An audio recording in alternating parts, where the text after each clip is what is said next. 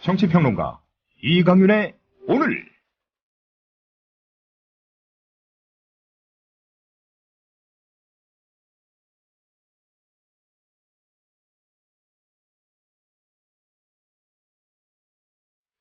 안녕하십니까, 이강윤입니다. 2월 25일 수요일 시작합니다. 노무현 전 대통령 수사를 지휘했던 이인규 전 대검찰청 중앙수사부장이 2009년 노 전 대통령 수사 내용 일부를 과장해서 언론에 흘린 건 국가정보원이라고 증언했습니다.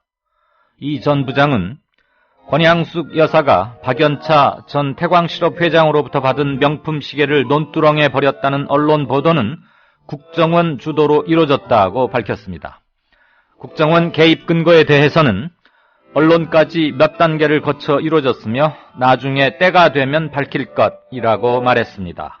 이후 모든 언론들이 대서특필했고 열흘 만에 노 전 대통령은 스스로 목숨을 끊었습니다. 이인규 전 부장이 언론플레이 장본인으로 지목한 당시 국정원장은 원세훈 씨로, 원 씨는 현재 2012년 18대 대선 공직선거법 위반 혐의로 징역 3년을 선고받고 구속 수감 중입니다. 간첩 증거 조작과 대선 개입에 이어 전직 대통령 매장용 언론 플레이까지 안 하는 게 없는 대한민국 국가정보원입니다. 국정원장은 유일하게 대통령의 지시만 받는 자리입니다. 오늘은 박근혜 대통령 취임 2주년 되는 날입니다. 국회에서는 정권의 정통성을 두고 공방이 벌어지고 있습니다. 잠시 후 시작합니다. 부장님, 대리운전은 뭐 부를까요? 아, 대리운전. 블랙박스 주는 1800-6606 대리운전이 있지 않은가? 아, 20회 이용 시 블랙박스를 주는 1800-6606 블랙박스 대리운전이요? 그럼 검색창에 블랙박스 대리운전을 검색해보게. 홈피에는 다양한 상품들도 있다네. 저기 부장님, 블랙박스 대리운전에서는 국민TV에 후원도 한다면서요. 자네도 블랙박스도 주고 후원도 하는 1800-6606 이용하게. 역시 대리운전은 1800-6606.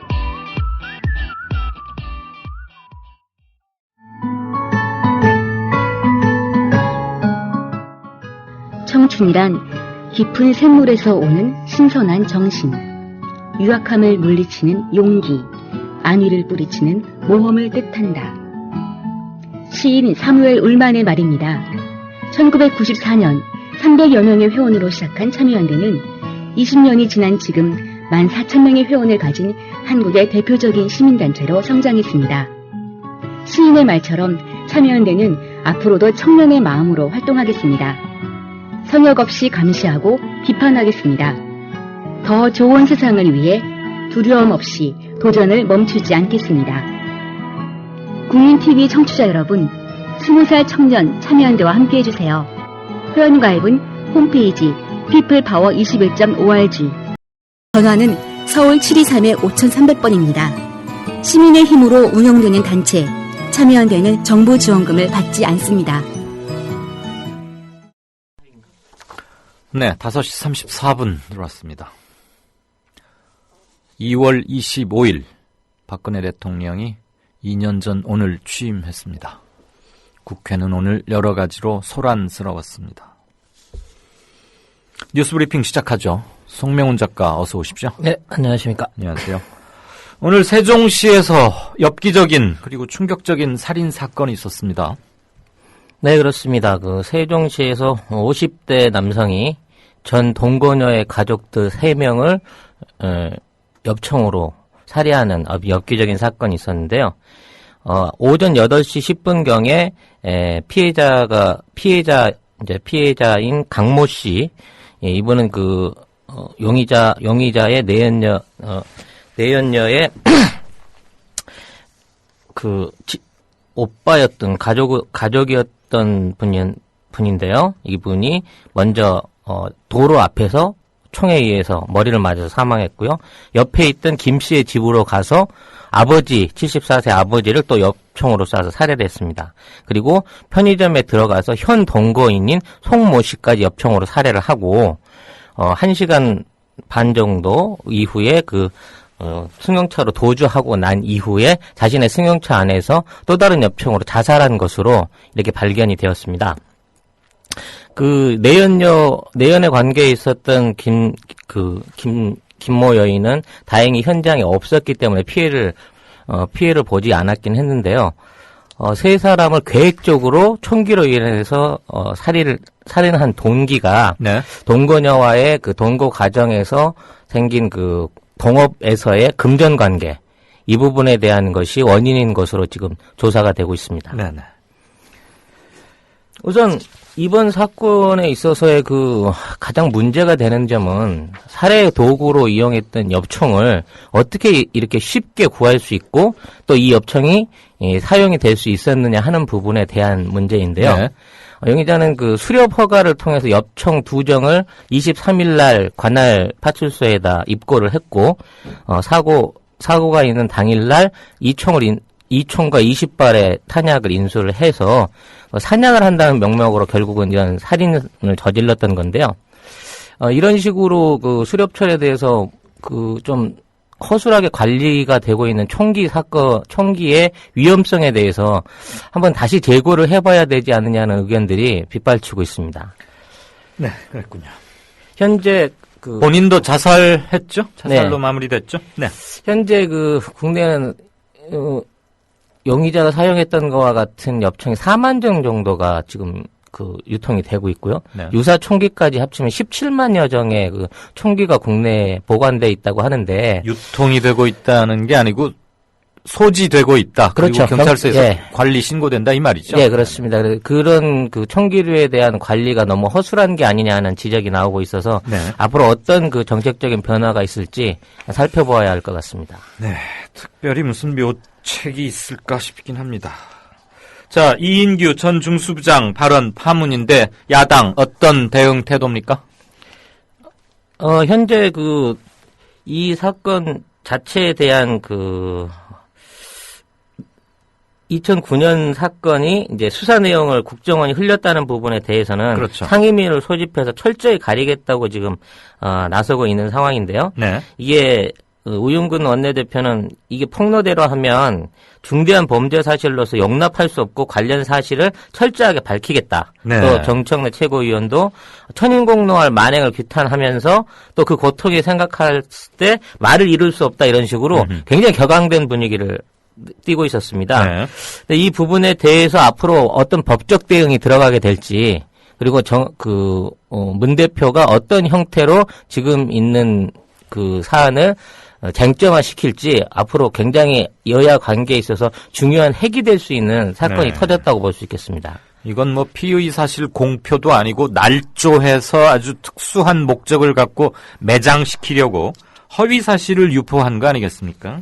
더군다나 시도자가 원세훈 국정원장이라는 거에 대해서는 이게 상당히 앞으로 파문이 커질 공산이 있을 것 같습니다. 네. 대선 부정과 함께요. 네.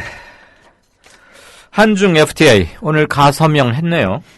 네, 사실 가서명이 이루어지긴 했습니다만은 애초에 한중 FTA가 너무 준비 없이 시작됐다는 비판도 있었고, 그거와 관련된 내용을 오늘 가서명한 내용에서도 사실은 약간 진척 과정이 미진하지 않나 하는 부분이 보여지고 있습니다. 가장 대표적인 차이는 유럽이나 미국과 맞은 FTA하고는 달리 미국과 유럽은 3년 안에 관세 완전 철폐를 결정을 하고 있는데 반해서 네. 현재 한중 FTA는 10년에서 최장 20년까지의 유예 기간을 놓고 매년 조금씩 관세를 줄여나가는 방식으로 이렇게 체결이 되어 있습니다. 네네. 그래서 완전한 관세 철폐까지는 각 항목에 따라서 10년에서 20년 정도가 걸린다는 것이고요. 양국에서 서로 민감하게 생각하고 있던 자동차나 화학 제품, 석유화학 제품이나 농산물에 관해서는 자국의 이익에 위험이 있을 만한 품목들을 각자 10년에서 20년 그 유예 품목으로 묶어놓음으로써 실질적으로 완전한 개방을 했다고 보기엔 좀 어려운 정도가 아닌가 싶습니다. 네. 예. 그러나 현재 있는 그 FTA만으로도 최소한 농업 부문과 일부 경공업 제품 부분에서는 어떤 상당한 그 교역량의 확대가 있을 것으로 유진되는데요. 네. 이게 어느 국가에 더 유리하냐 하는 점은 항상 그게 문제죠. 좀 네. 두고 봐야 할 것 같습니다. 역시나. 두고 봐야 된다. 네. 왜냐면 우리나라에서는 농산물 같은 경우에 우리가 오히려 중국에다 수출할 수도 있는 입장이기 때문에 앞으로 전략 상품으로 본다 하고 얘기를 하고 있지만 사실 그 양국의 가격 차나 생산량을 볼 때 기대하기 어려운 부분이고요. 그 외에 우리나라가 중국의 우위를 가질 걸로 생각했던 석유화학이라든지 네. 뭐 전기전자, 휴대폰이라든지 가전제품, 조선, 자동차 같은 경우에도 FTA 직면한 1, 2년 안에 그 세계 점유율 그리고 중국 내 시장 점유율이 역전이 된 상황입니다. 그러니까 예전처럼 우리한테 유리하기만 FTA가 유리하다고만은 볼 수 없는 경제 상황인 거죠, 현재로서. 네. 아무튼 우리가 좀 약한 부분, 약해질 수 있는 부분은 어느 정도 방어를 하긴 했는데 강한 부분에서는 기대했던 것만큼 큰 이득을 보지는 못했다. 뭐 이런 식으로 일단은 중간평가 비슷하게 할 수 있을 것 같고 정밀한 그 손익계산서는 당연히 몇 개월 또는 1, 2년 좀 시행을 해봐야겠죠. 칠레하고의 FTA도 처음 생각과는 좀 다른 점이 몇 가지 좀 드러나곤 했어요. 네, 그렇습니다. 특히 칠레하고 농산물 협정에 있어서는 농산물 자체가 가격이 싸지긴 했지만 네. 결국은 시장 가격은 그대로 유지됨으로 인해서 중간 업자만 배를 불렸다는 비판을 많이 받고 있습니다. 현재도. 네. 네. 그러게 무슨 뭐 와인이 굉장히 싸질 거라 그러더니 또 막상 그러지도 않는다고 그런 네. 걸 본 것 같습니다. 한미 FTA에서 체리값 싸지면 싸게 먹을 수 있지 않느냐 하는 기대가 산산이 부서진 거나 마찬가지겠죠. 네. 자, 이게 지금 계속 커지는 이슈인데 월성 원전 수명 다한 원전들 연장 논란. 이것 좀 한번 정리를 해봐 주시죠. 이번에는 그렇습니다. 그 한수원에서 한수원 그 월성 원전 부지 선정에 참여했던 인사가 이번에 운행 연장에도 수명 연장에도 심의에서 참여한 것으로 드러나서 이게 명백한 불법 사실로서 그게 보여지고 있습니다. 네. 이게 원래 이 한전 사업에 관련해서 어떤 보수를 받았거나 근무를 했던 사람은 심의위원이 될 수 없는데 네. 2천만 원 이상 활동비를 받아서 활동했던 사람을 다시 심의위원으로 앉힘으로 인해서 이 심의위원회의 어떤 공정성이 심각하게 위배받는 불법적인 결과가 있었다는 얘기죠. 그 사람은 그 2천만 원 받으면서 활동했다는 사람은 무슨 활동을 했었다는 얘기입니까? 부지를 거기에 선정하는데 네. 거기에 관련된 영역과 그 결정을 맡아서 참여했던 것으로 나타났습니다. 그런데 지금 그 사람이 연장 논란, 연장 여부를 결정하는 그 위원회에 또 멤버로 또 들어갔다. 네, 3년도 지나지 않아서 네. 다시 그 멤버로 들어가게 된 것이죠. 그렇게 북치고 장구치고 할 만큼 원전에 관해서는 그 사람 없으면 얘기를 못할 만큼 탁월한 사람이랍니까? 원안위에서는 그 당시에는 그 관련 사실을 몰랐다고 부정을 하고 있는데요. 몰랐다고 말하기에는 기간으로 보나 그 사람이 활동했던 분야로 보나 좀 그 비루한 풍계라고 볼 수밖에 없는 것 같습니다. 말이 안 되죠. 네. 회의 참석은 그 기록만 떠들러봐도 나오는데 더군다나 3년밖에 안 됐다는데 그걸 모르고 했다면 그것 자체가 또 하나의 추가적인 징계거리가 아닌가 싶은데 계속 얘기 좀 이어가 보십시오. 아무튼 이 수명 연장 문제가 이번까지 3기에 걸친 그 회의를 계속 진행을 했었는데요. 네. 이제는 그 결격 사유 부분에 대한 걸 떠나서 내일 계속 운전 여부를 표결에 붙이자 하는 의견이 나오고 있어요. 네. 그래서 지금 시민단체 같은 경우에는 그 구조물에 대한 피로 안전 검사도 믿을 수가 없고 특히나 월성 지역 주변에서의 그 단층 활동에 대해서 시민단체나 전문가들이 심각하게 문제를 제기했는데도 불구하고 연장 가동을 하려고 하는 것은 도저히 받아들일 수 없다 해서 논란이 계속 촉발이 되고 있거든요. 그래서 이런 부분에 대한 어떤 안전 대책을 내놓지 않으면 절대 이건 동의할 수 없다고 나오고 있는데, 만약 표결이라는 매우 비합리적인 방법으로서 이 연장 가동이 승인이 된다고 하면 이거는 좀 더 큰 어떤 논란과 반론을 불러일으킬 사건이 되지 않을까 싶습니다. 글쎄요, 표결 자체가 뭐 비합리적인 방법이라고 할 수는 없겠지만 이런 특수한 경우에서는 표결보다는 기술적인 검토 끝에 만장일치로 뭐가 정해지는 이런 게 아주 중요하지 않을까 싶어요. 지금 표결로 확실히 결정하자는 건 아니고 그런 아이디어도 나와 있는 상태인 거죠? 네, 일단 표결로 결정된다고 해서 그대로 밀어붙여지는 것은 아닙니다. 왜냐하면 이건 이제 심의위원회에서 네. 이 정도면 할 수 있다는 내용을 이제 원안으로 채택을 하는 이렇게 되는 과정이기 때문에 그 결정과 연장 가동에 대해서는 시간이 좀 더 걸릴 수 있습니다만 네. 하여튼 그에 관련된 그 심의라든지 이 심의로 관련했던 사람들 사이에서 이런 비리가 발견된 이상 그렇죠. 좀 더 원안으로 돌아가서 다시 한번 과학적인 그리고 정말 믿을 수 있는 검증이 이루어져야 하지 않을까 하는 게 국민들의 생각일 것 같습니다. 네. 양측의 견해가 조금씩 차이가 나는 것은 너무 당연하긴 할 텐데, 정말 최대한 객관적으로 월성 1호기의 안전성에 대해서 몇 가지 좀 중요한 점 한번 좀 짚어볼까요? 일단 월성 1호기가 위치해 있는 부지가 경주 지역인데요. 네. 방패장과 함께 지금 활선당청에 의해 가지고 지질 구조가 매우 불안정하고 또 지질 구조를 틈타서 지하수나 바닷물이 밀려 들어올 수 있다는 그 위험성 제기가 가장 큰 부분으로 되고 있습니다. 사실 이런 정도의 집안 위에 핵발전소를 짓는다는 건 이건 일반적인 상식으로서는 도저히 어떻게 받아들일 수 없는 아주 무모한 시도라고 봐야 되거든요. 근데 이미 부지 선정 과정 중에서도 이런 내용의 데이터들을 숨기고 어찌 보면 국민들을 속이고 여기에 월성 원전을 건설했고 방패장을 건설한 바가 있고 그런 무리한 가동이 이루어지고 있으며 그간 크고 작은 사고들이 계속 일어났었고 또 노후 원전에 대한 안전성이 심각하게 위협받고 있는 상황에서 신규 원전도 아닌 노후 원전의 재가동을 무리해서 한다고 하는 것은 국익적인 차원에서도 굉장히 위험한 사안이 아닌가 이렇게 받아들여지고 있습니다. 네, 몇몇 유럽 국가 이런 데서는 수명 다한 것들을 폐로 시킨 전례가 이미 있죠. 네, 독일 같은 경우에는 앞으로 50년 안에 자국 내에 있는 모든 원전들을 폐로 한다고 했었고요. 앞으로 원전에 대한 단가, 그러니까 원전에서 발생할 수 있는 전기의 생산성이 실제로 자연 에너지, 태양이나 풍력이나 이런 쪽의 에너지들보다 더 비싸게 먹힐 거라고는 전망도 나와 있습니다. 네.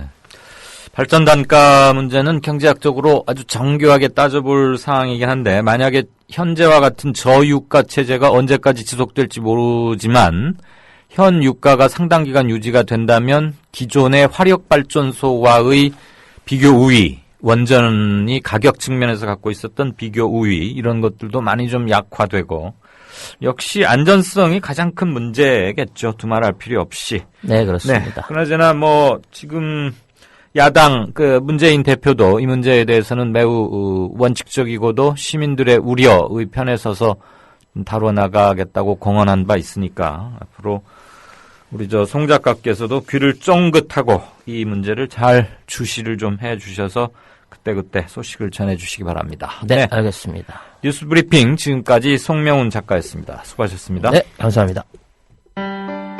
미디어 협동조합을 아시나요? 우리는 정치 권력에 눈치 보지 않습니다. KBS, MBC와 달리. 다만 수만 조합원의 통제를 받습니다. 우리는 광고 자본에 의존하지 않습니다. SBS와 달리. 다만 수만 조합원의 조합비로 운영합니다. 우리는 사주가 한 사람이 아닙니다. 조중동 등 족벌 언론과 달리. 다만 수만 조합원이 주인입니다. 그래서 미디어 협동조합이 만드는 국민TV, 국민라디오, 국민TV 뉴스는 가장 순도 높은 뉴스를 선사하고 있습니다. 조합원으로 함께해 주십시오. 조합원 가입과 문의는 홈페이지 국민.tv 또는 서울 전화 3144-7737로 하시면 됩니다.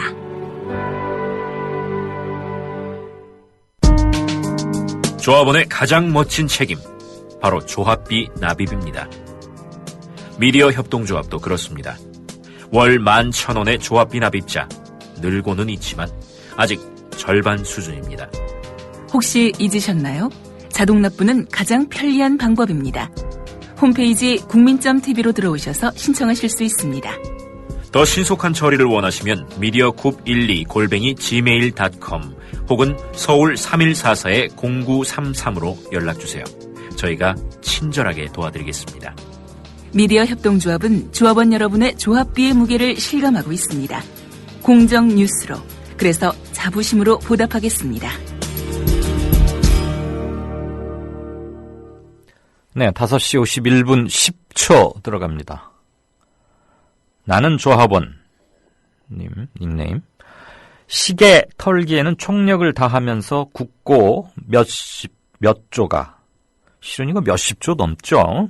굳고 몇 조가 공중으로 사라진 자원 외교는 왜 아직도 조사를 안 하는지, 이제는 본인들도 기억조차 못할 이유로 대통령 탄핵까지 했던 일이 있었는데, 국정원까지 개입한 선거 부정이 있었는데, 야당은 대체 뭘 하고 있는지. 네, 많은 분들의 비슷한 생각이시리라고 보고요. 차근차근 대응해 나가지 않을까. 사실 너무 차근차근 해도 좀 그런 점은 있죠. 정치는 타이밍 반, 정서, 여론 반이라고 생각하는데, 중요한 이슈가 또 하나 제기가 됐습니다. 다른 분 견해 한번 보죠. 저런 게 진정한 내란죄 아닌가. 거짓 정보로 국민 현혹시키고 민주주의 기본 원리를 부정해서 나라의 모든 권력을 특정 세력의 것으로 만들려고 한 부분. 네. 정치적 변고, 묵과 무시, 용서해서는 안 될 정치적 음모를 법적으로 좀 이렇게 정리해 보신 것 같습니다. 오케이 마리님. 좁은 의미의 내란죄 구성 요건이 어떻게 되는지는 저는 법률가가 아니어서 뭐라고 말씀드릴 수는 없습니다만, 언론 플레이를 통해서 전직 대통령을 잊지도 않은 사실을 날조해서 매장시켰던 것, 거기에 동원된 언론 기관들. 네, 그렇습니다. 떡갈나무님, 뉴스브리핑 듣기가 조금 오늘 불편하셨나요?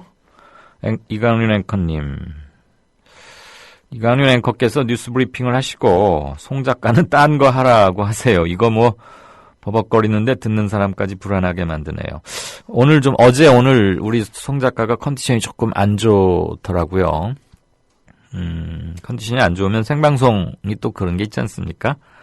물론 뭐 말을 깔끔하게 하면 더없이 좋긴 한데, 훈련받은 방송 기자나 성우는 아니니까 본인 특유의 스타일을 만들어가는 건 좋은데, 조금 뭐 들으시는데 불편할 수 있으실 거라고 생각합니다. 안 그래도 그 뉴스 브리핑 끝나고 이제 음악 나가는 사이에 오늘 좀 컨디션이 안 좋아 보인다 그랬더니 오늘 특히 좀 그랬다고 하는데,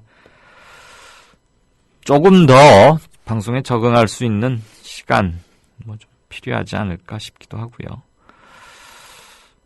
여러분들께서 이러시면 그런데 이거야말로 어떻게 뭐 다수결 이런 걸로 정할 게 아니고, 또 방송을 전문적으로 만드는 PD들한테도 좀 이런 견해가 있다는 거 아마 읽고 있을 겁니다. 게시판. 읽지 않으면 그건 또 PD로서 업무에 충실하지 못하다고 할 수 있겠죠. 방송 전문가의 입장에서 좀 들어보고 판단을 하게 하는 것도 좋을 것 같고, 필요하면 저도 견해는 제시할 겁니다.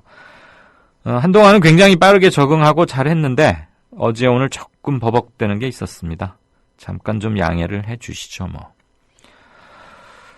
월성 원전 관련해서 소리엘님께서는, 월성 원전 인근 주민들은 수명 다 된 거 연장 가동해도 상관이 없나 봐요. 가만히 있는 거 보면. 가만히 있지는 않는 것 같고요. 몇 번 한두 차례 뉴스를 전해드린 기억은 납니다.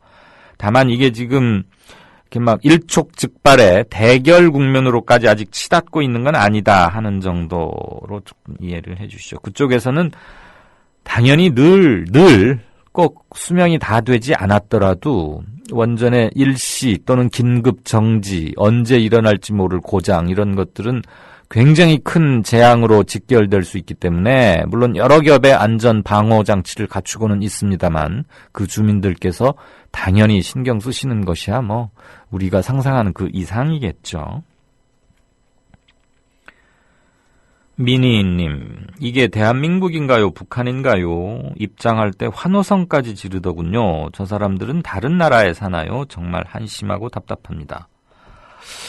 아, 이게 무슨 사진이죠? 청와대 무슨 행사였나요? 실은 제가 출판사에 넘길 제 책, 원고하고 제목 이런 것들을 좀 훑어보고 정리를 하느라고 오늘 아침부터 계속 그거에 매달려서 중요한 뉴스만 잠깐씩 체크하고는 이 사진은 잘 못 봤습니다. 죄송합니다.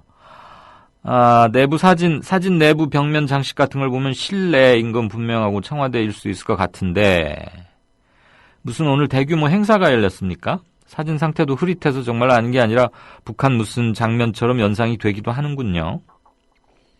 근데 뭐죠? 뭐가 이렇게 많이 모였죠? 누구 죄송하지만 그 관련 사진 캡션이나 뭐 기사 하나 좀 올려주셨으면 합니다.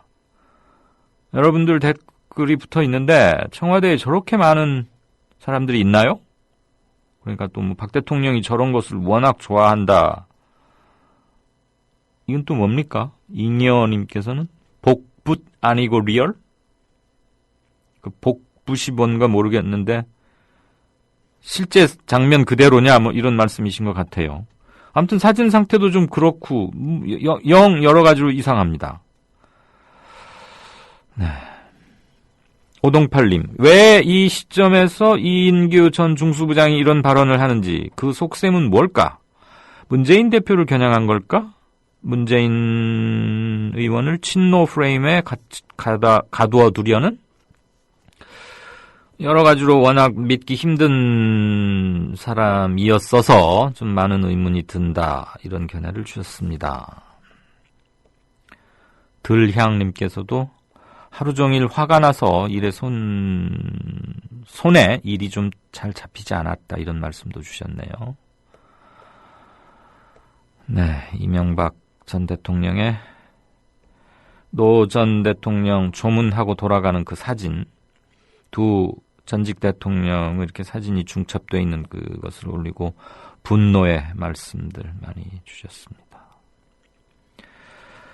그 문제의 명품 시계, 논두렁에 버렸다는 그 명품 시계의 사실관계는 이거죠. 들향님께서 아주 잘 정리를 해주셨군요. 오늘 이인규 전 중수부장도 확인해준 바지만 박연차 태광그룹 전 회장이 비서를 시켜서 회갑 선물이라면서 노건평 씨, 대통령의 형이었죠. 노건평 씨 집에 가져다 놨다, 시계를.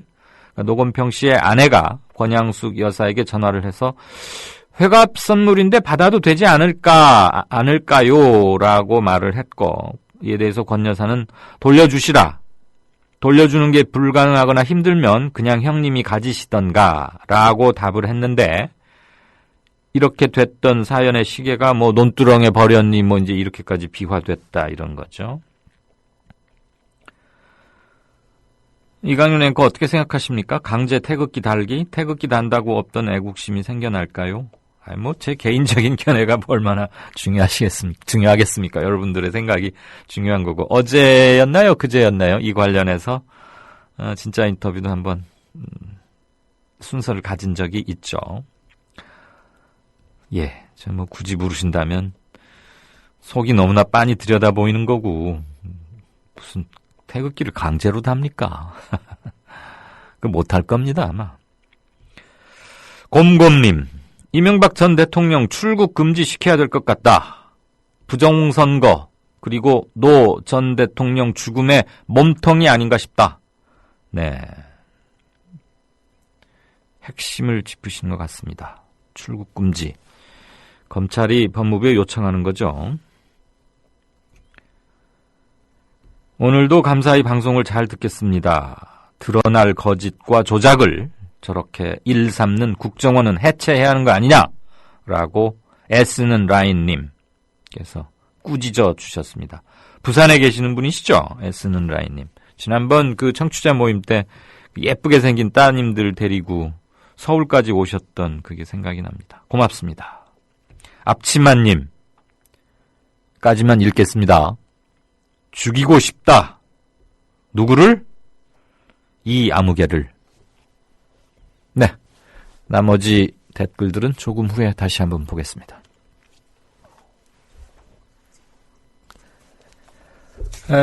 뉴스 재구성 바로 들으시죠. 국회 자원외교 특위 질의 관련해서 최경환 기재부 장관 겸 부총리가 야당 의원과 각을 세우는 부분을 잠깐 들어보겠습니다. 최민희 의원 대 최경환, 김재남 의원 대 최경환, 그리고 홍영표 의원 대 최경환. 도합 3라운드네요. 자원외교 나와 무관하다는 최경환 부총리의 힘겨운 방어. 청취자 여러분께서 직접 한번 확인해 보시죠. 이렇게 얘기합니다. 하베스트 인수 최경환 장관이 지시했다. 하부 부분을 포함한 전체를 인수한 과정에서 지정부 장관의 매수 지시가 선언됐다. 40억 불이 넘는 인수 계약에서 정부의 사전 허가 없이는 불가능하다. 이렇게 얘기했고요. 지난번 기관 보고 때 서문구 사장이 어떻게 답변을 했냐면요. 40억 불이 넘는 사업에 지정부 반대가 있었다면 못했을 거다. 이 실패한 사업 지정부에서 사실상 인수하라고 장관이 그 5 내지 10분 저희가 보기엔 1시간가량 만나면서 나 성과 내야 되니까 이거 반드시 성사시켜라 이렇게 말씀하신 거죠? 전혀 아닙니다. 전혀 아닌데 왜 이렇게 합니까? 그러니까 대질신문이 필요하다는 점을 위원장님께 저는 강력히 요청드립니다. 이거 하나 여쭤볼게요. 주무부서인 지경부 장관은 해외 자원 개발에 대해서 관리 감독할 의무가 있죠? 일반적인 관리 감독 의무가 있고요. 아니요, 거대 일반적이란 말 지시를 없어요. 못하도록 되어 있습니다. 잠깐만요. 전 그거 안 물었습니다. 왜 자꾸 앞에 나가서 답변하세요? 아니, 자꾸 사지반대 얼마나 말씀하시니까. 아니, 이게 사실관계가 아닙니까? 법을 얘기하고 있습니다. 법에 관리 감독하게 되어 있습니까? 아닙니까? 일반적인 감독권을 말씀을 드리고 있습니다. 법에 해석하지 마시고요. 법에 관리 감독권이 있습니다. 그런데 벌써 1.7조 원을 날렸습니다. 제대로 관리 감독한 겁니까? 직무 유기한 거잖아요. 그만두세요. 책임요. 간섭 안 했다고 하는데 간섭 안 한 거? 관리 감독 제대로 그만두세요. 왜 그 자리에 앉아 뭔데 그만두라 말하는 거예요 도대체? 그만두라고 하는 거지. 자. 장관께서는 해외 자원 확보, 직영부와 기관은 이 과제를 수행하는 최선봉에 있다.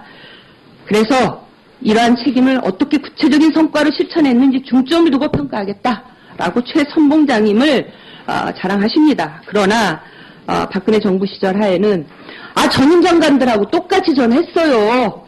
똑같은 흐름에서 정책을 추진했고 다음 장관도 그렇게 할 겁니다. 어떻게 개인한테 책임을 묻습니까? 라고 또 말받기 책임을 떠넘기셨습니다. 지금 이번 국조를 통해서 국민들은 묻고 있습니다. 이 실패한 자원외교 성공한 것도 있고요. 저희가 여기에서 이 문제 삼는 것은 실패한 자원외교 혈세 탕진한 부분에 대한 팩트에 대한 얘기를 하는 겁니다. 자원외교 책임을 누가 지는 거냐? 아니 이명박 정부 시절에 내가 최선봉장이었다고 했는데 지금은 내 책임 아니다라고 지경부 장관, 최경환 장관 부총리께서도 아니라 하시고 그러면 자원외교 대통령 모시고 다녔던 지난 이명박 대통령이 책임을 지셔야 되는 겁니까? 아니면 국무총리실이 다 했다. 그러면 한승수 국무총리가 이 자리에 나와서 책임 있다고 얘기를 해야 되는 겁니까? 아니면 왕차관이라고 불렸던 박영준 전 차관이 책임을 진 겁니까? 답변 하실랍니까? 시간 드리겠습니다. 네, 어이가 없어서 답변 드릴 말씀이 없습니다. 네.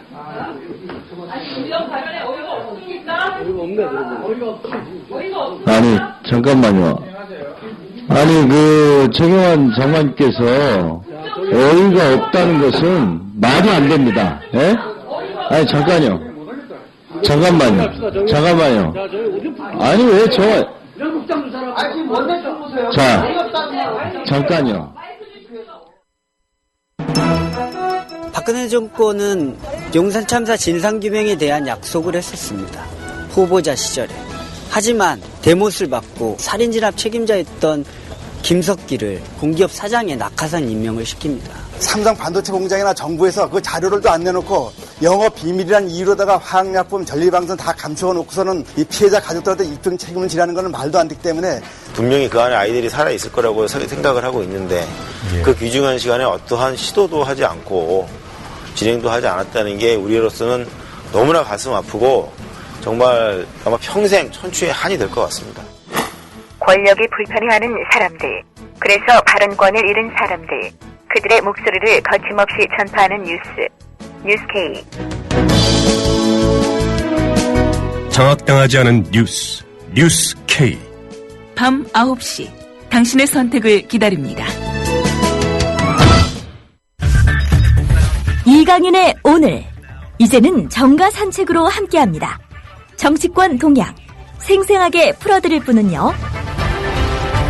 네, 한국일보 양정대 기자, 안녕하세요. 네, 안녕하세요. 이게 유승민 새누리당 신임 원내대표가 강력히 요구해서 이렇게 된 거죠? 당정청 정책조정협의회.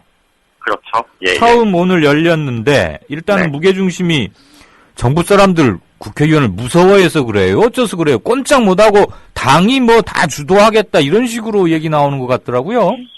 일단 오늘은 말씀하신 대로 이 당정청 정책조정협의회, 이게 박근혜 대통령이 이 정책 혼선에 대한 비난이 커지니까 이 청와대와 정부 사이에, 이 정부와 청와대 사이에 정책 조정을 좀 강화해라. 이렇게 해서 이제 정부 청와대가 만들기로 했었던 거고 한번 회의를 했었죠. 그랬다가 이제 유승민 새누리당 원내대표가 선출된 뒤에 이 정부하고 청와대만 하면 뭐하냐. 당이 빠지면 안 된다. 이렇게 강하게 요구를 했고요. 이게 이제 결국은 당정청 정책조정협의회 이렇게 이제 이름이 확정이 됐고 오늘 박근혜 정부 출범 이제 3년이 되는 날이죠. 오늘부터. 그렇죠. 오늘 첫 회의가 아침에 국회에서 열렸습니다. 오늘 전체 참석자가 17명인데요. 지금 정부 쪽에 이 최경환 경제부총리를 비롯해서 또 황우여 사회부총리, 이 정부 쪽에 지금 당 인사들이 많이 나가 있잖아요. 오늘 17명 참석자 중에 전체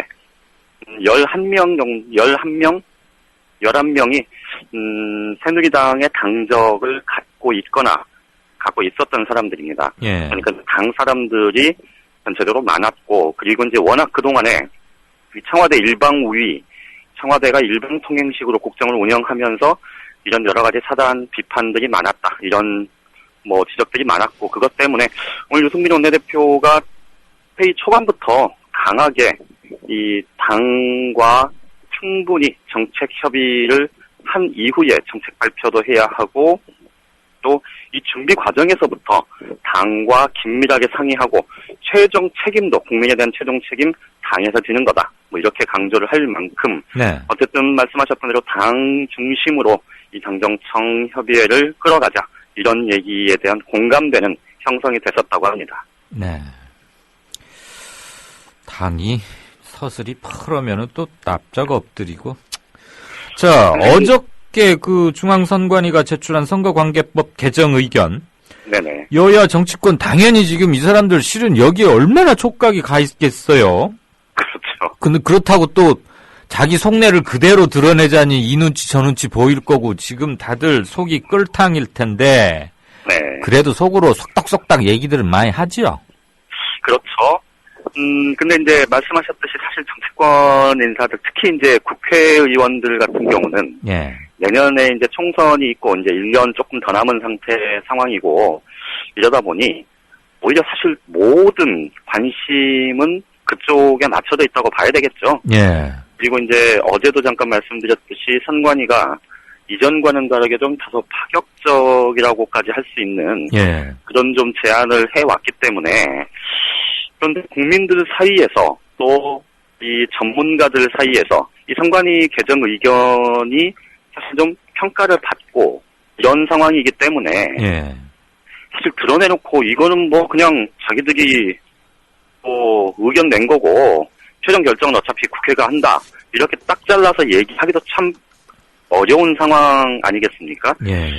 그러다 보니 대놓고 지금 이 선관위 개정 의견에 대해서 특히 여당 쪽에서는 새누리당 쪽에서는 대놓고 얘기를 하는 경우는 없고, 다만 이제 공식적으로 정개특위 정치개혁특별위원회가 꾸려지고 나면 거기서 충분히 논의해서 이 여야 간의 합의를 바탕으로 해서 이제 선거관계법을 개정하겠다, 이런 얘기들을 이제 주로 하고 있는데요. 예. 문제는 뭐냐면, 어제도 간략하게 말씀을 드렸습니다만, 이 정개특위를 꾸리는 과정 자체가 지금 난산입니다. 그렇죠. 그러니까 이 선거구 선거구를 이제 조정해야 될 그 대상 지역이 워낙 많고, 그러다 보니 이해관계가 첨예하게 충돌할 수밖에 없고, 특히 이제 같은 당 소속 의원들끼리도 그럴 경우가 굉장히 많잖아요. 예.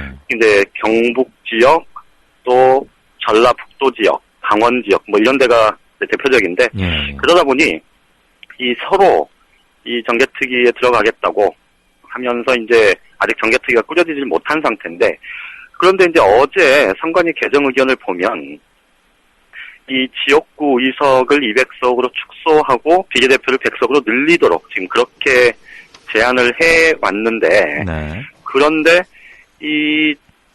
당장 그 자체가 100% 받아들여지지는 않더라도 지금 헌법재판소의 인구 편차 조정 판결에 따라서 사실은 그것만 해도 이 농촌 지역은 사실 좀 지역구 수가 좀 줄어들 가능성이 좀 커진 상황 아닙니까? 네. 수도권은 대신 늘어날 가능성이 높고요. 그러다 보니 지금 국회 농어촌 지역을 지역구로 둔 이 의원들의 모임이 지금 여야 의원들 모임이 꾸려져 있습니다. 네. 이 모임에서 각자 자기들끼리요, 아니면 여야 합쳐서요? 여야 합쳐서요. 그러니까 그런 데서는 어쨌든 이해관계가 일치하니까요. 네. 오늘 헌법재판소에 헌법소원을 내겠다, 이런 얘기를 한 게 있는데, 그게 뭐냐면 이 선거구가 인구 편차뿐만 아니고 인구 편차를 이제 조정하다 보면 사실 도시 지역은 선거구가 넓지 않지만 이 농촌 지역으로 가면 선거구가 굉장히 넓지 않습니까? 네네. 그 넓이 차이가 워낙 큰 차이가 나게 될 수밖에 없는데, 이 차이가 결국은 지역 대표성을 굉장히 많이 약화시킨다. 그래서 이 부분에 대해서 헌법 소원을 내겠다, 지금 이렇게 이제 주장을 하고 나섰습니다. 그러니까 지금 그동안 이제 인구 편차 부분에 대해서 이게 국민의 표의 등가성 문제로 해서 지금 문제가 됐던 거고, 그래서 헌법재판소가 이제 최종적으로 판결을 한 건데, 그걸 또 이번에 이제 해당 의원들은 그 선거구의 넓이, 이거를 또 문제를 삼고 나선 셈이죠. 예. 결과적으로 보면. 예. 그러니까 이렇게 이제 이해관계가 굉장히 첨예하게 맞설 수밖에 없는 상황이고, 그러다 보니 이 국회 차원에서 이 논의 과정이 굉장히 좀 지난할 수밖에 없을 것 같은데, 특히나 여당 같으면 이 권역별 비례대표제를 도입하는 문제, 예. 이것이 사실은 이 영남권에서 의석의 기존에 자기들이 깃발만 꽂으면 됐었던 지역이라도 좀 영남권에서 야당 의원들의 당선 가능성이 좀 높아진 상황 아니겠습니까? 그렇죠. 그게 하나가 있고요. 그 다음에 야당 입장에서도 특히 호남권 의원들은 굉장히 좀 입이 좀 부르터 있는 그런 모습인데요. 이게 이제 전체적으로 보면 야당 입장에서는 어제 선관위 개정 의견을 환영한다, 이렇게 공개적으로 입장 표명을 했지만, 네. 호남권 의원들은 이해관계가 좀 다르다 그럽니다. 아하. 그러니까 거기도 마찬가지로 예. 이 도농 권역별 비례대표제를 도입을 하면 의석수가 어쨌든 호남, 제주 합쳐서 일정 의석수가 분배가 될 거고, 예. 그러다 보면 기존의 지역구가 줄어들 가능성이 굉장히 높아진다는 거예요. 줄어들 수밖에 없죠, 당연히. 예. 그렇죠. 예. 그래서 이제 그런 부분들 때문에 지금 호남권 의원들은 좀 반발하는 강도가 좀 세게 지금 원내대표 쪽으로, 예. 또 당 대표 쪽으로 조금 이런저런 얘기들이 들어가고 있는 모양입니다. 예. 그래서 결국은 이 논의가 이제 언제 시작될지는 모르겠습니다만, 이 논의를 마냥 미룰 수는 없을 거고, 정개특위를 빨리 구성을 해야 되는데, 말씀드렸듯이 정개특위를 구성하는 과정에서부터 굉장히 좀 논란이 많을 것 같아서 앞으로 이 논의를 어떻게 정치권이 풀어나가느냐가 이 국민들에 대한 정치권의 신뢰 회복 그렇죠. 이것에 뭐 가늠자가 되지 않을까 싶습니다. 게다가 뭐 우리 정치권의 수준이자 국회의원들 수준도 다 함께 드러나는 건데 이건 그렇죠. 사실 예. 정답도 없고 힘겨루기도 애매하고 그러면서 자기들 밥그릇이 걸린 문제니까 야 이거 국회의원 한 2배로 늘려도 이거 할 일 이래 많아지면 이거 어떻게 하겠습니까? 이 사람들 다 이거 해낼 수 있겠어요. 올해 연말까지 올 가을까지는 뭐 해야 될 건데. 그나저나 말이에요. 사실 양 기자, 예. 예. 선관위는 그동안 그냥 투개표 업무나 하고 조용조용 있는 기관인 줄 알았는데 먼저 이렇게 선제적으로 탁 존재감을 드러내면서 이슈도 딱 먼저 제기하고 나면 어떻게 돌아갈지는 뻔히 자기들도 계산해봤을 거 아닙니까? 그랬겠죠. 예. 그럼에도 불구하고 이거 좀 이런 말은 방송에서 하면 안 되는데 국회의원들 당신들 좀 골탕 좀 먹어보시오 하고 지금 한마디 한 건지 뭔지 이렇게 선관위에서 숙제를 딱 던져줬는데 가만히 있을 수도 없잖아요. 이걸 발로 그러니까 사실 보통 이제 총선을 앞두고서는 보통 이제 정치관계법 개정이 대체로 이루어지게 마련인데 그때마다 사실은 선관위에서 이제 개정 의견을 계속해서 제출을 해왔었습니다. 아하. 개정 의견을 내왔는데 그런데 그동안에 내왔던 개정 의견은 사실 크게 주목받을 만한 내용이 많지가 않았었어요. 무난한 것들. 그렇죠. 대체로 이제 무난한 정도 여야 정치권한테 표현이 좀 그렇습니다만 욕먹지 않을 정도. 양쪽으로부터 괜찮을 공격은 그렇죠. 안 당할. 예. 가장 공무원적인.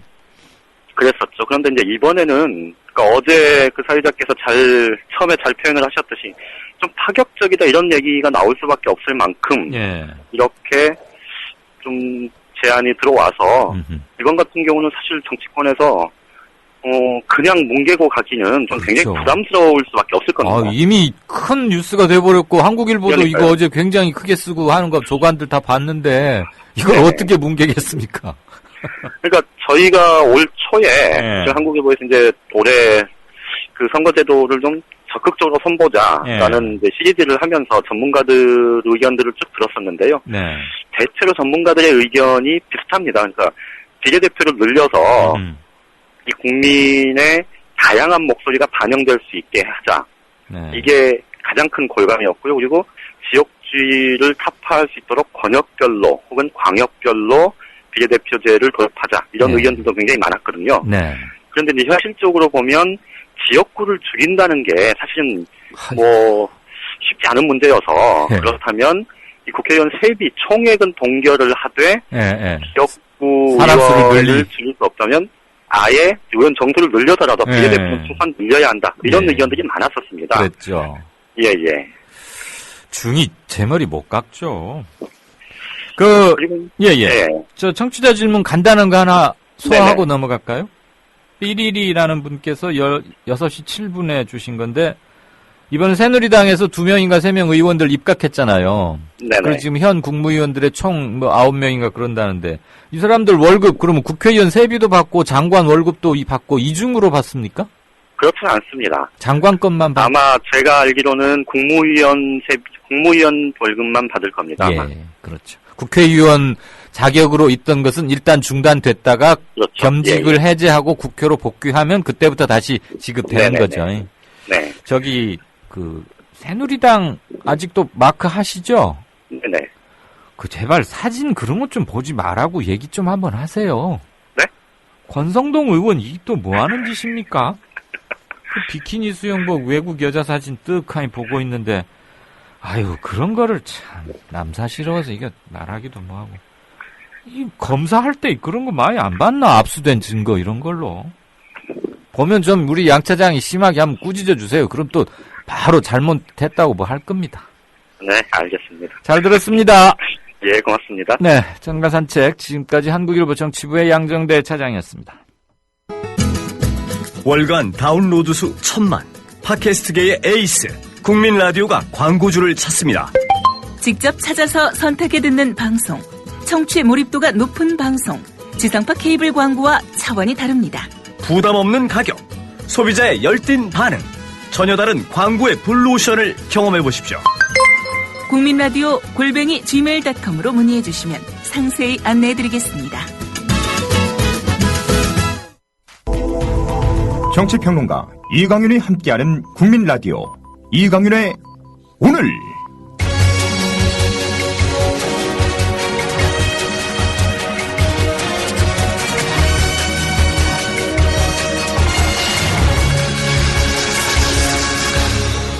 이강윤의 예리한 시각.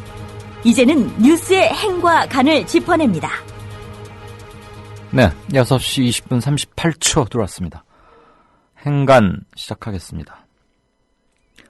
국정원 대선 개입 수사 검사들 여전히 찬밥 신세 유배 중입니다. 그런 제목의 오늘자 한겨레 신문 기사 앞부분 일부 들으시고 제 말씀 몇 가지 올리겠습니다. 지난주 발표된 검찰 인사에 따라 1,099명의 검사들이 오늘 자리를 옮겼다. 전국 검사들 가운데 절반 이상이 포함된 역대 최대 규모 인사지만 2013년 국가정보원 대선 개입 사건 수사팀을 이끈 윤석열 대구고검 검사와 박형철 대전고검 검사는 명단에 없다. 지난 9일 서울고법 항소심에서 원세훈 전 국정원장이 공직선거법과 국가정보원법 위반 혐의에 모두 유죄가 인정돼 법정 구속되면서 수사와 기소의 정당성은 확인됐지만 정권의 영린을 건드린 검사들은 조직에서 여전히 찬밥 대우를 받고 있는 것이다. 네, 정권의 역린을 건드린 검사들. 건드려서는 안 되는 용의 비늘, 이걸 건드렸다 뭐 이런 얘기죠. 그냥 탈탈 털어서 우선 뭐 이 기사의 요지랄까 이런 걸 뭐 기사를 안 보신 분도 계실 터이니까요. 짧게 줄여보자면 아시다시피 원세훈 전 국정원장이 2심에서 공직선거법 위반 혐의 유죄로 인정돼서 법정 구속됐지 않습니까? 징역 3년 선고받았고요. 검찰로 봐서는 당연히 유죄 판결이 나왔으니까 기소했던 검찰로서는 명예를 회복한 거죠. 그런데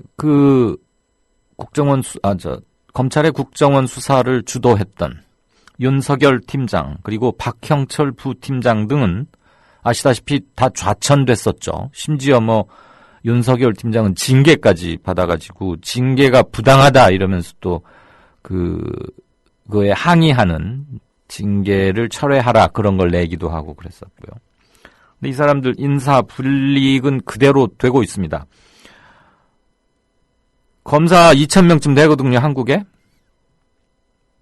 그 중에 1,100명, 그러니까 반수 이상이 자리 이동을 했는데, 국정원 대선 개입 담당했던 수사검사들은 그냥 그 자리 그대로 있어요.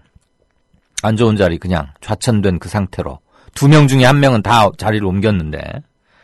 그래서 검찰에서 서울 고등법원에서 원세훈 씨에 대해서 유죄 판결로 되기도 하고 그랬으니까 이건 검찰의 기소 담당했던 검찰의 명예가 회복된 거니까 윤석열 팀장, 박형철 부팀장 등 당시 수사검사들 복권시키자 이렇게 의견을 냈는데 청와대하고 법무부, 황교안 장관이 계시는 법무부에서 검찰의 의견을 묵살했습니다.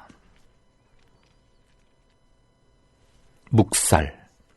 검찰은 형식상으로는 법무부의 외청이지만 검찰청법에 관해서 특수 독립성이 매우 강화된 정부 직제표상 법무부 산하 외청으로 돼 있긴 하지만 중소기업청과 산업자원통상부, 기획재정부와 관세청 또는 기획재정부와 국세청 이런 데보다는 그 독립성이 훨씬 강합니다. 왜?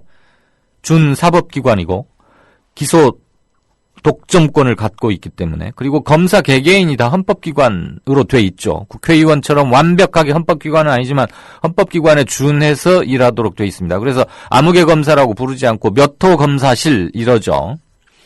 그러니까 서울중앙지검 210호 검사실, 그 210호 검사실의 주인은 항상 바뀝니다. 1, 2년에 한 번씩 인사할 때마다. 그렇지만 210호실 검사의 그러니까 210호실 아무개 검사의 이름으로 법을 집행하고 기소를 하고 그러는 겁니다.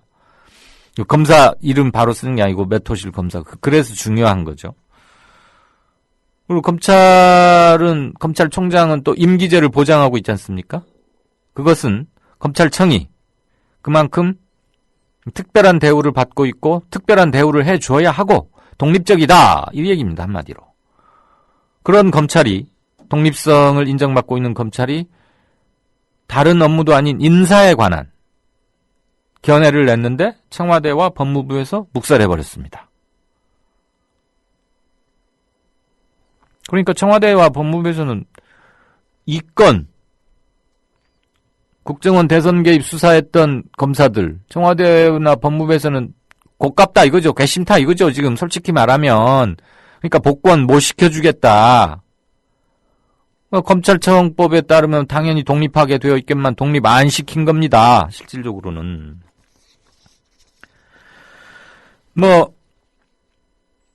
윤석열 팀장 한번 볼까요?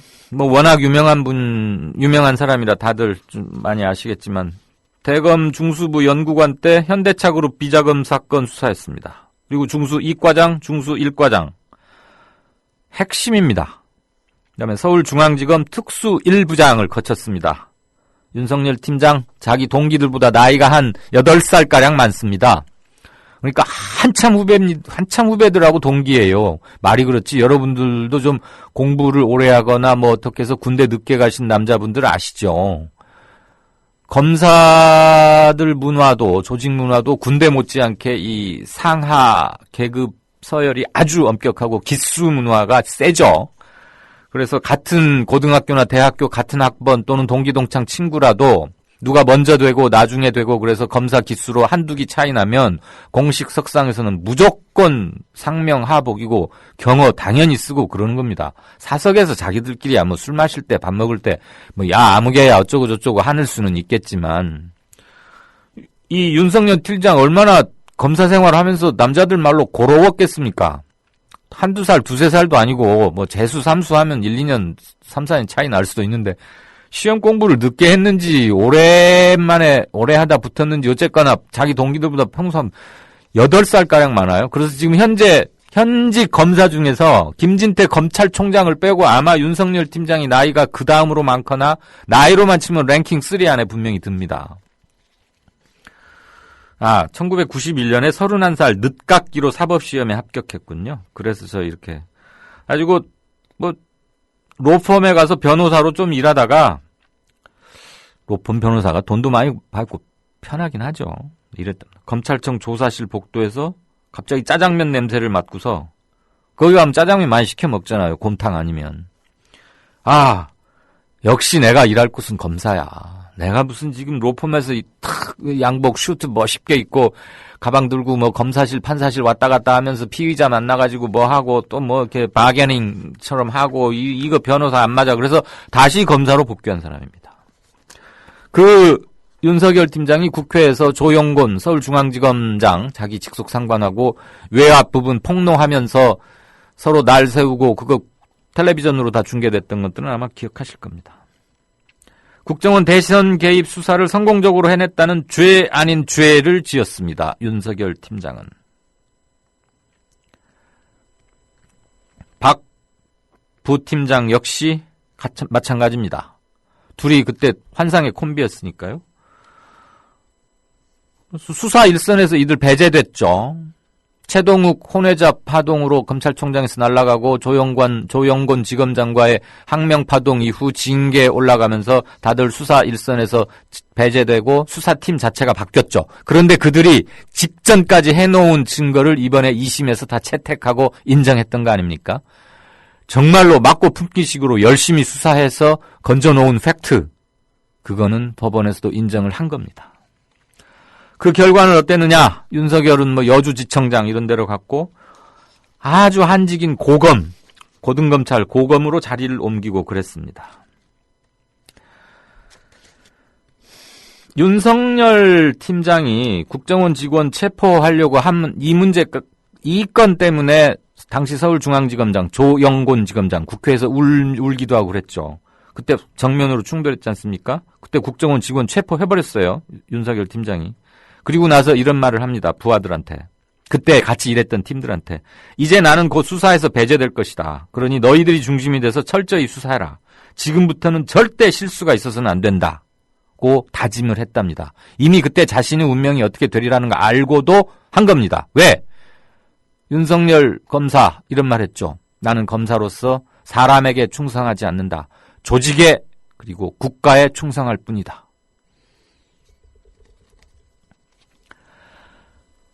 윤석열 팀장이 국정원 직원들 체포해가지고 댓글 활동에 대한 자백을 받아낸 바로 그날 윤석열 팀장은 직무배제 명령서를 받습니다.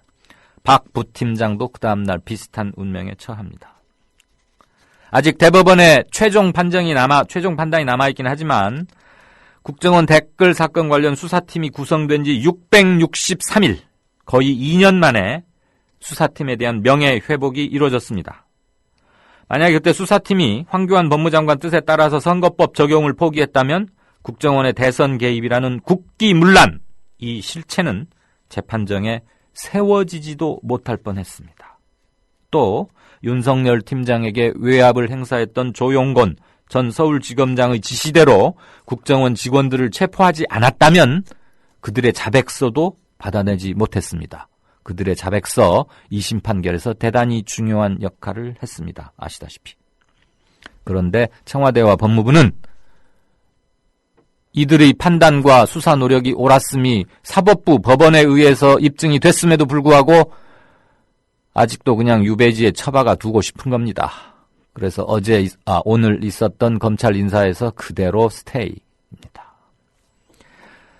짧게 한 말씀 드리죠. 대단히 슬픈 검찰 공화국입니다. 검사를 대통령이나 장관, 검찰의 높은 사람 말 잘 듣는 사냥개로 전락시키는 권력입니다. 대검청사에 가면 이런 액자가 있습니다. 거악 척결, 정의 구현, 굉장히 커다란 글씨로 어마어마하게 큰, 압도할 만큼의 사이즈 큰 액자 많이들 보셨을 겁니다. 그 대검의 액자는 그냥 장식물에 불과합니까? 검찰의 복권 인사 요청을 묵살해버린 법무부와 청와대.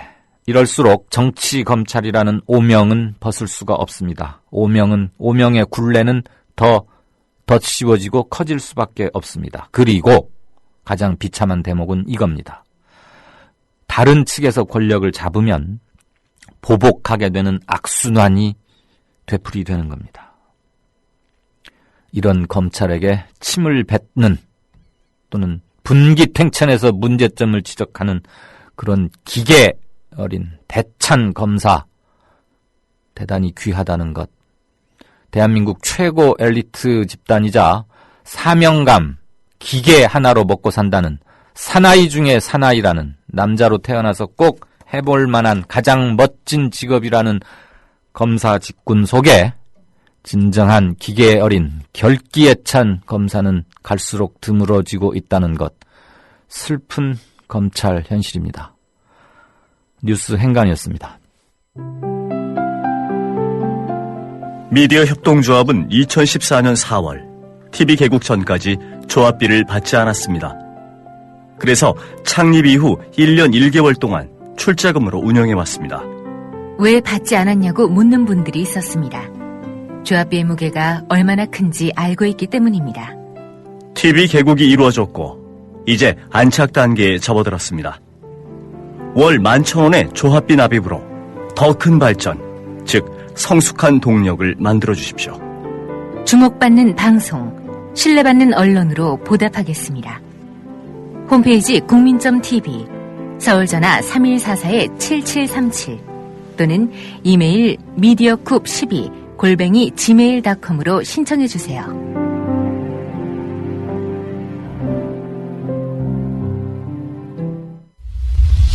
지금 여러분께서는 정치평론가 이강윤이 진행하는 이강윤의 오늘을 듣고 계십니다. 이강윤의 오늘은 팟캐스트 포털 팟빵에서 다시 들으실 수 있습니다. 의견과 건의가 있으시면 게시판에 남겨주세요. 네, 진짜 인터뷰 시작하겠습니다. 이명박 정부 시절에 해외 자원 개발 관련 또 어마어마하게 인화성이 강한 게 하나 터졌죠. 이명박 전 대통령의 사위인 조현범 한국타이어 사장이 해외 자원 개발 사업과 관련해서 내부자 정보를 활용해서 몇십 배일지 모를 어마어마한 시세 차익을 노렸다는 의혹이 어제 제기됐고 시중에 굉장히 큰 반향을 불러일으키면서 뉴스가 커지고 있습니다. 이것을 폭로하고 지적한 새정치민주연합 홍익표 의원님 연결해서 직접 이런저런 얘기 들어보겠습니다. 홍 의원님 안녕하십니까? 예, 안녕하세요. 반갑습니다. 네, 반갑습니다. 벌써 여기서 이강윤의 오늘에서만 한 3번쯤 뵙는 것 같습니다. 예, 그런 것 같습니다. 설은 지났지만 뒤늦게나마 새해 건강하시고 올 한 해 대단히 중요한데 야당 의원으로서 아주 잘 해오셨지만 특히 건승하시기 바랍니다. 네, 감사합니다. 네. 우리 국민TV도 새해 복 많이 받으시고 국민의 방송으로 자리 잡아주시기 바랍니다. 노력하겠습니다. 고맙습니다. 이번에도 중요한 일을 하나 터뜨리셨는데 이 한국 타이어 여러 가지로 문제 많은 데인데 거의 그 근로자들 많이 사망하고 막 그랬거든요. 직업병 관련. 예, 그렇습니다. 근데 알고 보니까 이 MB의 사위인 조현범 씨가 내부 정보 활용해서 이거 하면 원래 이거 증권거래법 위반 중에서도 가장 큰 거여서 바로 붙잡아가는 그런 중죄 아닙니까? 예, 우리 자본주의 시장 경제에서 가장 중요한 게 네. 크게 다른 범죄 한 두 가지가 있습니다. 하나는 독과점 관련된 위반한 경우죠. 예. 그리고 두 번째는 금융질서를 교란하는 겁니다. 네. 그러니까 주가 조작이나 이런 증시 관련된 문제 이런 게 다 거기에 두 번째 포함되는데 예. 미국을 포함한 소위 선진시 국가들일수록 이 두 가지 범죄, 독과점이나 금융질서 교란 범죄에 대해서는 굉장히 엄격하게 다루고 있습니다. 그렇죠. 제가 잘은 모르지만 조금 아는 척 겸 청취자 여러분들 이해를 돕기 위해서 한 말씀 드리자면 주식시장 이런 거 일찍부터 발전했고 자본주의가 일찍부터 만개한 나라들에서는 증권시장 교란범들은 마을 우물에 독약을 푼 것으로 그거에 준하는 벌을 준다고 해요. 불특정 다수에게 피해를 주는 거기 때문에. 예.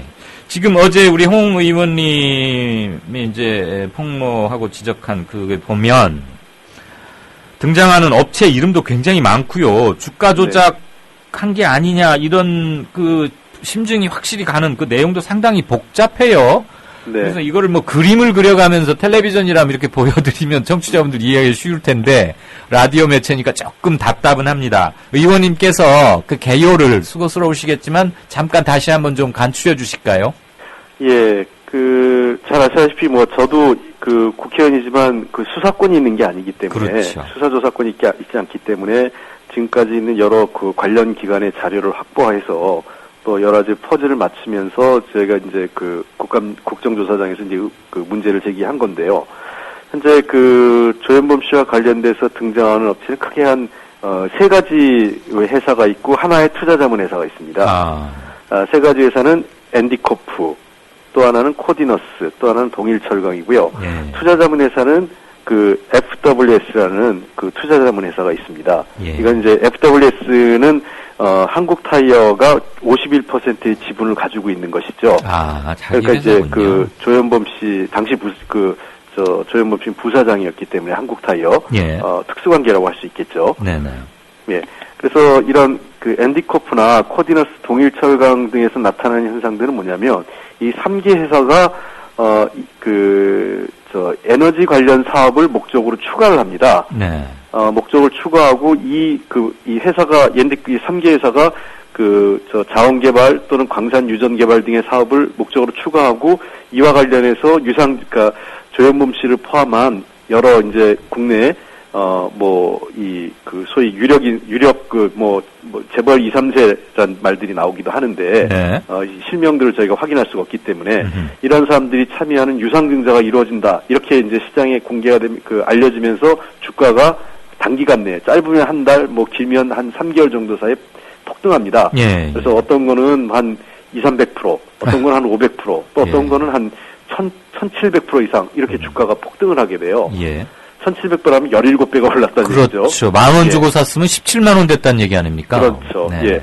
그렇게 하고 그 이후에는 이게 다시 제자리로 돌아오는 겁니다. 아하. 그게 끝나고 나면, 그러니까 유상증자는 무산되고, 예. 그다음에 그 해외 개발 그 프로젝트 같은 경우는 사실상 불발로 끝나고요. 예. 대부분 그런 패턴으로 사건이 한 2, 3개월 사이에 그런 사건이 패턴이 벌어집니다. 그 가장 악질적인 튀겨 먹는 거 아닙니까? 그렇죠. 그래서 현재로서는 우리가 정확하게, 아까도 얘기했지만 수사조사권이 없기 때문에, 네. 실질적으로 얼마를 벌었는지, 또 얼마를 주식을 매입했고 얼마를 남겼는지, 또는, 네. 실제 내부 정보를, 얼만큼 확보하고 해서 활용했는지에 대해서는, 확인할 수는 없고, 다만 여러 가지 정황상을 갖고 우리가 추정을 하고 있는 거죠. 근데, 제가 꼭 하나 말씀드리고 싶은 거는, 우리 법에 의해도, 금융관련법에 따르면, 증권시장 관련돼서는, 수익 여부와 관계없이, 미공개 정보를 이용한 경우에 바로 처벌됩니다. 네. 예. 수익을 냈는 안 냈든에 관계없이. 그렇습니다. 그러니까 룰을 어겼으니까 그것만으로 이미 그것은 처벌 사유가 된다 이 말씀이죠. 그렇죠. 그게 이제 아까 얘기하는 금융시장의 질서를 교란한, 그러니까 신용사회를 원칙을 깼기 때문에, 이익 여부와 관계없이. 네. 그러니까 일종의 반칙이죠. 다른 사람들은 이 주식이 오를지 모를지 몰라서 고민하는데. 못 사고 있는데. 예. 자기는 이제 내부 정보를 활용해서 오를 걸 분명히 아니까 들어가면 사는 거기 때문에. 그러니까 정답 보고 미리 교무실에 가서 시험지 훔쳐다가 정답 보고 원리고사 치른 거 아닙니까? 쉽게 말하면. 근데 이제 그런 부분을 좀 확인을 해야 되는데 그 부분이 지난 2008년 검찰이 수사를 해서 2009년 초에 무혐의로 사건을 종결합니다. 예. 그게 이제 지난 한때 이명박 정권 때 한때 문제가 됐던 거를 네. 제가 최근에 해외 자원 개발과 관련돼서 하다 보니까 해외에서도 꼭 그거는 이 이명박 전 대통령이나 조현목 씨와 관련된 건 아니지만 예. 해외에서도 유사한 이런 우리 한국 공기업들이 투자한 데에서도 여러 가지 시세 차익이라든지 그런 것들이 벌어집니다. 그거는 외국에서 일어난 일이라 네네. 과연 그 과정에서 한국 외국인이 있는 거 아닌가 이런 의구심을 제가 제기하면서 이 문제까지 다시 되짚어 본 거죠. 네, 이른바 검은머리 외국인에 의해서 뭔가가 농간이 일어났던 거 아니냐. 예, 이제 그렇습니다. 이런 왜냐하면 합리적 의심이 충분히 가능한 대목인데. 예, 제가 이미 지난 국감 작년 말에 있었던 국감 때 네. 대한철강에 대한 문제 제기를 한 적이 있었어요. 네네. 그게 이미 최근에 검찰 수사에서 모 언론사 대표가 주가 조작 혐의로 200억의 단기 차익을 계속 단타 매매를 해서 200억 원의 단기 차익을 누렸기 때문에 이미 구속이 됐습니다. 금년 초에. 제가 수사 의뢰를 했거든요. 국정감사를 통해서. 그러니까 이게 현실적으로 나타난 거죠. 이미 CNK 사건도 있었죠. 과거 카메룬에서요. 예. 다이아몬드 사건도. 네네. 혹시 아시는지 국민들이 참 이게 어렵습니다. 자원개발 사업이 어려워서 그런데 네. 하베스트 같은 경우에도 지금 나를 매각하는 과정에서 1조 7천억 원이 확정 손실이 났습니다. 이미 손실이 났습니다. 근데 이 나를 포함한 하베스트 인수를 한 2009년도 당시에 이 하베스트 주식도 참 재밌어요. 우리가 이걸 계약 인수를 한 시점, 계약에 본격적으로 착수한 거는 7월부터 계약이 확정된 건 9월 중순인데요. 네. 9월 21일 날 계약이 이루어집니다. 근데, 최경환 장관이 그해 2009년 11월 국회에 와서 뭐라고 답변하냐면, 2009년 3월부터 이미 우리가 은밀하게 협의에 들어갔다, 인수하기 위해서 이런 얘기를 하거든요. 네. 근데 2009년 3월에 하베스트 주가가 3달러 후반입니다. 캐나다 달러로. 3.9달러 정도 안팎이었어요. 4달러가 안 되는데. 네. 결국은 주당 가격을 10달러로 삽니다. 네. 하베스트를요. 2009년 9월에요. 2배 반가량을 비싸게 주고 샀군요. 그렇습니다. 그러니까 만약에 그때 4달러 주고 이거를 반드시 한국의 석유공사가 살 거라는 것을 인지하고 3월이나 4월경에 들어갔다면 4달러 정도 주가 차익을 최소한 250%에서 최대 250% 이상 가까운 수익을 볼 수 있는 거죠. 네. 그래서 이런 거에 대해서 사실은 이게 외국에서 일어났기 때문에 상당히 우리로서는 정보를 파악하기 어렵고 수사하기가 쉽지 않은 부분이지만 알겠습니다. 홍 의원님 잠깐만요. 아까 MB 정부 시절에 1차 수사 검찰이 조사를 했는데 무혐의 판결을 냈다고 했지 않습니까? 그렇습니다. 재심 청구를 하는 방법은 없습니까?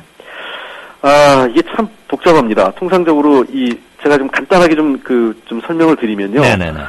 이런 수사가 일단 조사가 어떻게 들어가냐면 증권거래소가 이렇게 모니터링하면 갑자기 이상 매매가 일어난 주식이 있지 않습니까? 네. 이러면 이거를 이제 자본시장 금감원 자본시장 조사국에 통보해서 이제 의뢰를 합니다. 증권거래소에요. 네. 그럼 이제 조사국이 조사해서 혐의가 있으면 증선이 의결을 거쳐가지고 이제 검찰이 고발을 하는데 이 경우 이제 검찰 수사를 통해서 기소 여부를 결정하지만 그래서 검찰이 그냥 무혐의 하고 나면 그 이후에는 추가적인 분명한 명백한 증거가 제기되지 않는 한 재수사 들어가기가 쉽지 않죠. 그렇죠. 또 물론 방법이 없는 건 아닙니다. 예를 들면 국회에서 국회 조사특위에서 이거 재수사를 정식으로 요청한다면 수사할 수도 있겠죠. 네. 우리 국정조사특위에서. 네네. 그건 이제 여당 측의 동의가 협조나 동의가 필요한 거겠죠. 네. 그래서 그런 부분에서 문제가 되고 있습니다. 네.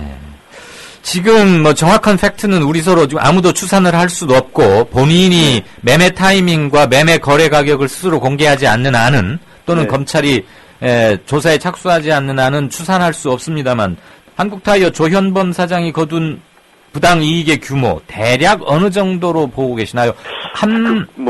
청취자들 이해를 돕자면 무슨 소문이 나기 한 달 전 또는 길어야 석 달 이내 그때 이렇게 사가지고 조금 있다 이제 팔고 그런 것 같았단 말이죠. 예. 그러니까 이게 얼마를 샀는지 모르니까 우리가 이거를 좀 판단하기 좀 어렵습니다. 그렇죠. 정확한 걸 확인할 수가 없어서요. 매매 가격을. 예. 그래서 이거는 현재로서는 저희가 그거를 단정짓기 어렵고요. 또 본인이 일부는 지금 이제 한국타이어 측에서 해명 자료를 내는 건 우리는 주식이 떨어진 이후에도 팔지 않았다. 그래서 이익을 실현하지 않았다. 지금 이런 주장을 또 해명성 자료를 내고도 있기 때문에 그 부분에 대해서는 그렇다면은 명확하게 그 당시 거래 내역을 좀 금융당국이 다시 한번 자료를 제출하든지 해서 본인 동의하에 좀 분명히 할 필요가 있지 않느냐 이런 생각입니다. 왜 그러냐면 당시 검찰 수사가 제대로 이루어지지 않은 것 같다는 의구심을 떨칠 수가 없기 때문에 그렇습니다. 예.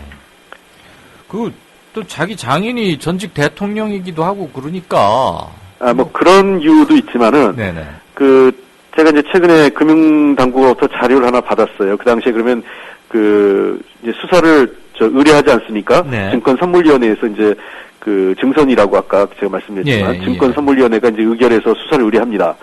그러니까 의뢰가 이게 이제 2008년 3월경에 수사를 조사해서 2008년 6월에 검찰에 수사를 의뢰하거든요. 네. 제가 간단하게 이제 사건 개요를 좀 설명드리겠습니다. 이 고발한 내용이.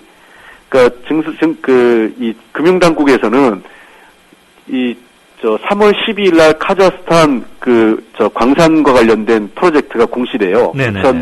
2007년 3월 12일 날. 네네. 네. 그러니까 3월 12일 이전에 이러한 정보를 알고 취득했으면 내부 공개를 이용한 거죠. 그렇죠. 예. 그래서 금융당국에서는 고발할 때는 1월경부터 1월 한 중순경인 것 같아요. 정확하게 날짜는 나와 있지 않는데 1월경으로 돼 있기 때문에 한 1월 중순 정도부터 해서 3월 12일 이전까지 그 기간에 주식을 산 사람들의 명단과 가격 10여 명을 고발합니다. 네네네. 예. 근데 이 사람들을 다 면죄부를 줘요. 무혐의 처리합니다. 일괄. 여기에 이제 당시 대표인 김모 씨를 빼면 9명이 남는데, 여기에 이제 9명 중에 우리 조현범 씨가 포함되어 있는 거죠. 재벌 2, 3세라고 그래요. 그 명단은 다 저희한테 실명을 지고 갔기 때문에 재벌 2, 3세가 조범일 씨 등 재벌 2, 3세가 포함된 한 9명쯤인데, 왜 무혐의 처리를 하느냐? 금융당국과 검찰의 해석이 다릅니다. 금융당국은 아까 얘기한 1월 중순경적으로 보는 것 같고요. 정보가 비공개 정보가 발생한 시점을. 검찰당국은 2월 28일로 봅니다. 네. 그러니까 2월 28일 이후부터 3월 12일 사이에 산 사람만, 대상을 한 거예요. 근데 재밌는 거는 조현범 씨는 주식을 2월 22일부터 3월 2일까지만 삽니다. 절묘합니다. 예. 그러니까 조영범 씨가 대상이 되는 거는 2월 28일부터 3월 2일이죠. 예. 근데 그러면은 2월 28일, 3월 1일, 3월 2일 이렇게 3일 같죠? 그렇죠. 그렇지 않죠. 2월 28일은 토요일입니다. 그리고 장이 안 열리는 거 아닙니까? 그렇죠. 3월 1일은 일요일이고요. 3일절. 네. 3일절이고 또 일요일이고요. 네. 그러니까 3월 2일만 대상이 돼요. 하루만. 네네네. 근데 이렇게 돼 있어요. 검찰 당시 언론에 검찰이 뭐라고 얘기하냐면 2월 28일 이전에 주식의 관련 주식의 74%를 취득하고 나머지를 이후에 구입했다는 거예요. 네.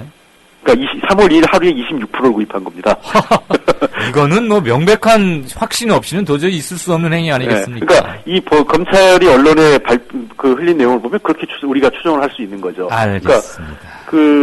그리고 통상 2월 22일부터 2월 22일이 또 일요일이에요. 네. 그러니까 23, 24, 25, 26, 27, 그 다음에 3월 2일이기 때문에 약 6일간만 6일간 동안 전체 주식을 매입한 겁니다.